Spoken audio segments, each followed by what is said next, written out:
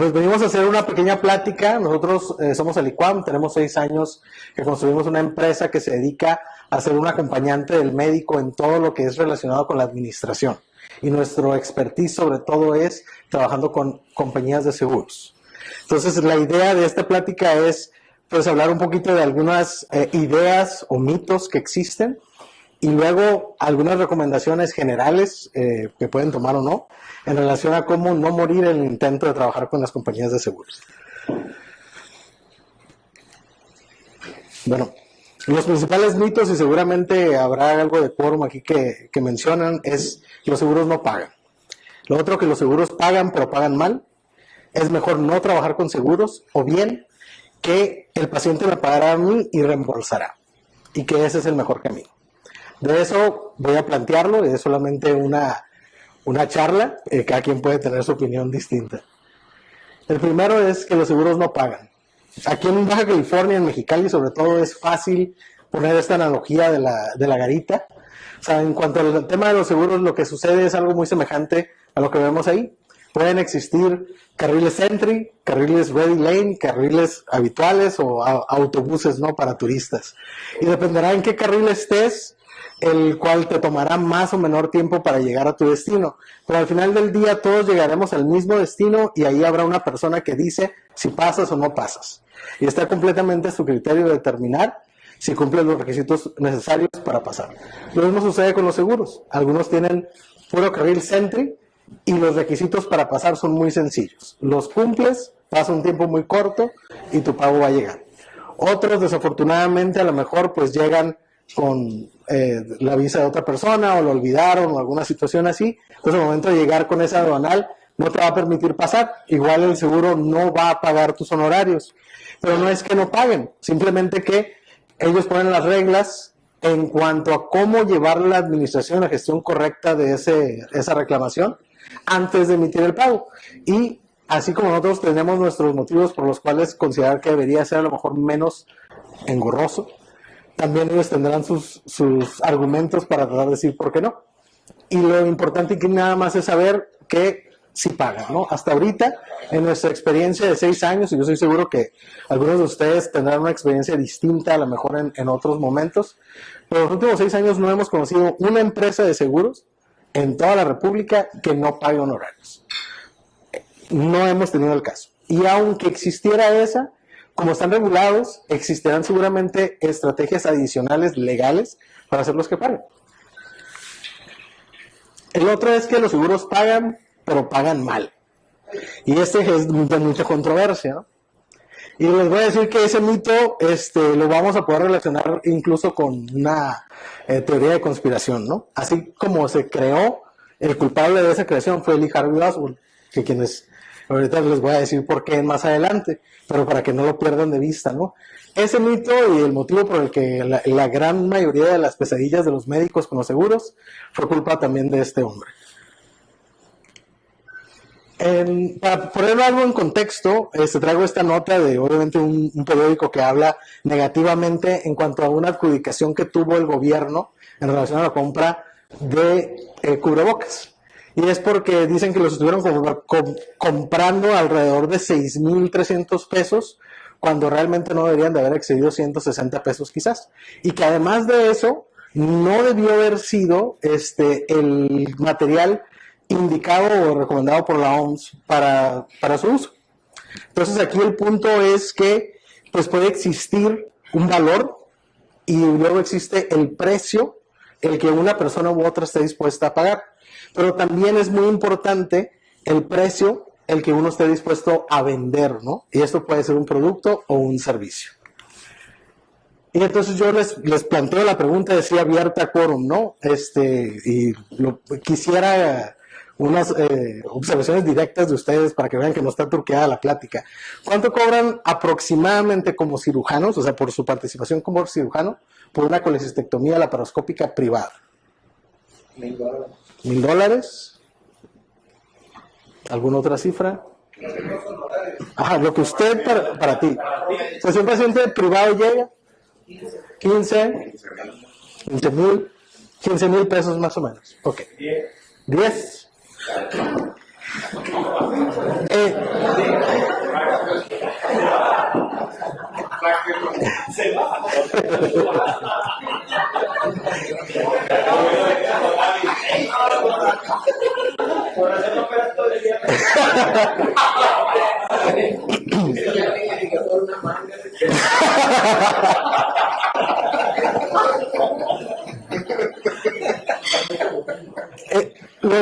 Los números que les voy a mostrar son de la zona de Mexicali, es decir, o Baja California, y del 2020 en relación a lo que le pagan a un cirujano un gran número de seguros por ese mismo procedimiento.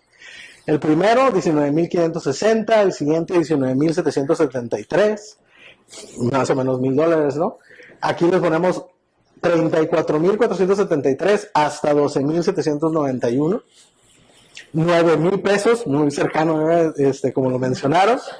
Vamos a eliminar ese de la lista. 10% más 40, ahorita les voy a poner eso en contexto, 44%, 65.49 y 45%. También existen tabuladores médicos que manejan porcentajes, es decir, dicen, el 100% son 70,000 pesos. Entonces, si yo le digo 50%, son 35,000 pesos para el cirujano. En este otro ejemplo, pues sería un poquito menos de los 35. En ese de 65%, pues estamos hablando de arriba de 40,000 pesos de honorarios para el cirujano, no para el equipo completo. Entonces, pues los seguros, vamos a hablar un poquito de terminología en cuanto a que pagan mal. Ahorita lo acabamos de validar que por lo menos en la mayoría de los ejemplos pagan más que lo que ustedes cobran a un paciente privado. El primer término que vamos a hablar rapidito es unidad de valor relativo. Esto es algo que existe a nivel internacional, que fue diseñado por médicos para determinar cuánto vale el trabajo del médico tanto en lo quirúrgico como en lo clínico. Y entonces alguien determinó que debemos de medir tiempo en lo que toma realizar ese procedimiento o esa actividad, la preparación y la habilidad del operante, es decir, de ustedes los cirujanos, la severidad de las lesiones del paciente, el riesgo que conlleva el paciente él por hacerse ese procedimiento y el riesgo legal que conlleva el médico al realizarlo, ¿sí? Y entonces en abril del 2019 una RVU o VR son igual a $37.89, es decir, 151.56 pesos. Como dice López Obrador, ¿no? A 4 pesos el dólar, ¿no? O realmente serían 757.80 pesos del 2020. Entonces, por lo tanto, una colecistectomía laparoscópica son 18.38 VRs, que da aproximadamente el monto que nos comentó el doctor anteriormente. Eso es en Estados Unidos, es lo que cobra un cirujano regularmente por una colecistectomía laparoscópica para él.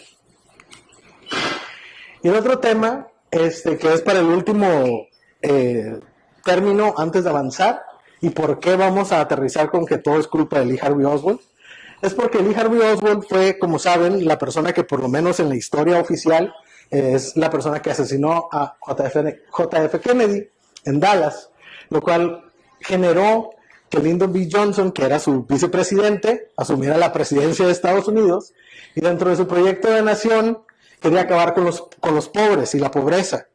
Entonces desarrolló la Gran Sociedad de 1965 y creó Medicare. Y Medicare era el seguro universal, federal, para todos los norteamericanos. Entonces los médicos dijeron, oye, pues ¿cómo vas a tú decidir qué nos vas a pagar?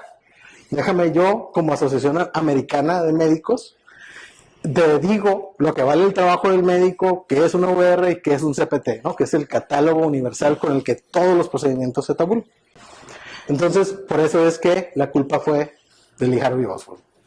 Al final del día, el valor que tienen el trabajo del médico en los seguros está dictaminado por algo que viene evolucionando desde el 65 por los mismos médicos. Es mejor no trabajar con seguros, es el otro mito. En el 2020, en Mexicali aproximadamente se cuenta con 1,091,000 habitantes. 7.2% de la población está asegurada únicamente, que son en Mexicali aproximadamente 78,000 habitantes. De esos, el 40% de la población gasta de su propio bolsillo en salud, sea una consulta médica o sea una cirugía, una colecistectomía. Y en Mexicali, este es el índice socioeconómico. Si se fijan, de esta raya para acá, que es casi la más grande, estamos hablando de que el 53% está en el nivel socioeconómico C-A. Esas personas no pueden pagar lo que vale una colecistectomía. Lo pueden hacer a lo mejor entre varios familiares, haciendo una vaquita, etcétera, pero no lo van a poder hacer de una manera privada así directa. Eso quiere decir que nos deja una población de 205,000 habitantes en total que pueden de su propio bolsillo pagar por una cirugía. Y si nosotros le quitamos a esos los pacientes de seguro, estamos quitando optimísticamente 28% de la población y en la realidad aproximadamente el 38%, porque se estima que la gran mayoría de los usuarios de seguro están en esta otra rama de los que sí pueden hacer un gasto en salud. El otro, muy importante, es, bueno, no me meto con seguros, mejor que el paciente me pague y que reembolse. ¿Cuál es la diferencia entre un pago directo y un reembolso? En la realidad es que no existe. Un reembolso es lo mismo en pago directo que cuando el paciente lo reembolsa el seguro. El término es el mismo, pero nosotros lo conocemos diferente. Pero al final del día, el seguro, cuando hace un pago directo, está reembolsando al paciente por un seguro que compró. Y cuando le reembolsa porque pagó de su bolsillo, está haciendo lo mismo. La diferencia está en que el paciente, al momento de que él desembolsa, él tiene que ver cómo lo va a solucionar con su seguro. Y parece óptimo, y si estás muy organizado y conoces bien todo cómo funciona el seguro, a lo mejor sí pudiera resultar al favor de todos nosotros. Pero si no, corremos el riesgo de que el paciente tenga una mala experiencia con ustedes. ¿Por qué? Porque su seguro decide no reembolsarle. Si yo le hago una cirugía, por ejemplo, una histerectomía a un paciente, le digo, págueme a mí, y después va y reembolsa, aunque yo le cobre lo que paga el seguro requiere hacer un dictamen igual que si me lo fuera a pagar directamente, para reembolsarle ese dinero. La diferencia es que pues ya está hecho el servicio, entonces el paciente está en la desventaja de que el seguro le regrese o no. Cuando hay una carta de garantía, ese seguro tiene que pagar porque tiene que pagar. Si no existe, puede que no reembolse. Y si no reembolsa, parecería ser que es mejor, porque dices, bueno, el paciente se va a arreglar y yo no tengo nada que preocuparme, pero suceden otras cosas ahí. El paciente se ve una mala experiencia. Eso puede implicar que no los recomiende posteriormente. Eso puede implicar que ese paciente no vuelva con ustedes. O bien, puede implicar que ese paciente incluso convenza a otros que mejor no vayan con ustedes, aunque a lo mejor ni tengan seguro, o sí.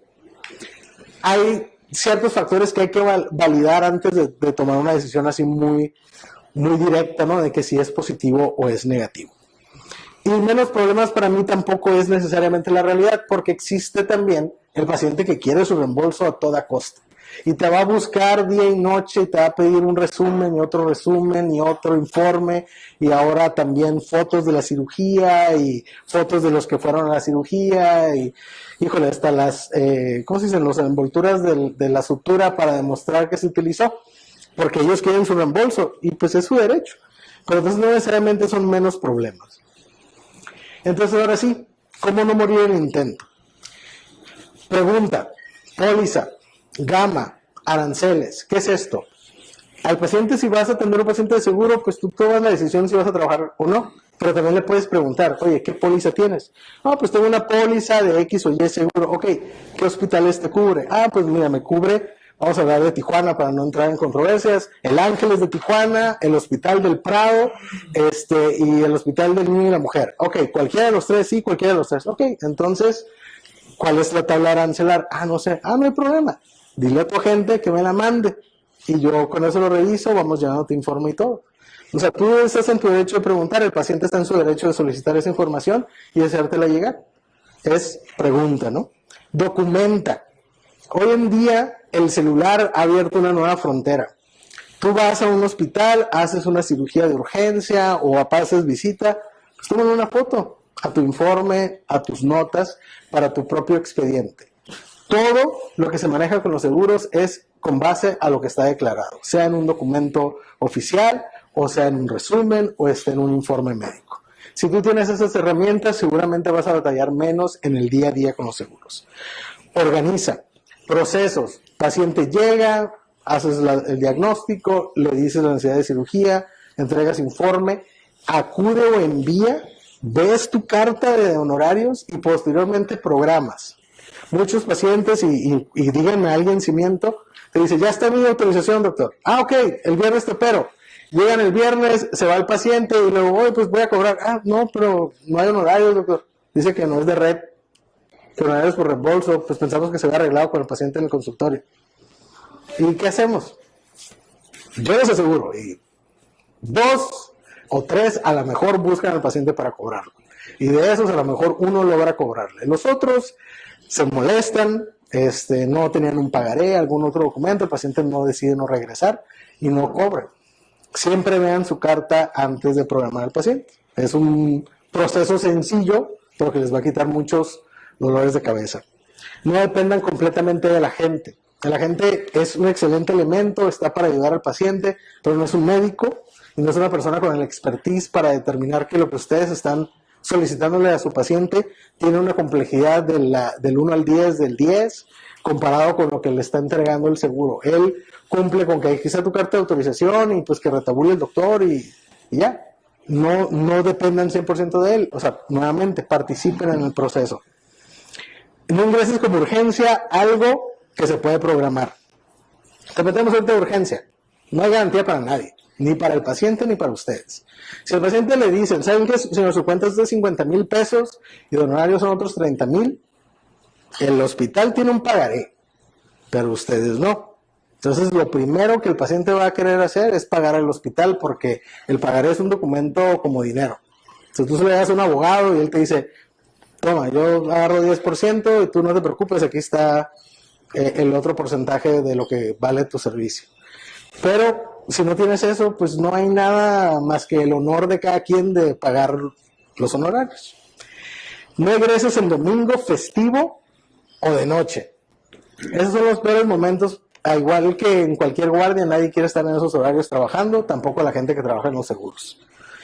Palo dado, ni Dios lo quita. No egreses sin resolver antes del alta. Es decir, si hay dudas en cuanto a tus honorarios, si te faltan días, si no está la cirugía completa, si no está el ayudante, el anestesiólogo no está tabulado, se le hizo un procedimiento adicional, y eso no está en la carta final antes de que el paciente se vaya, que se espere, porque eso difícilmente se arregla una vez que el paciente se retira.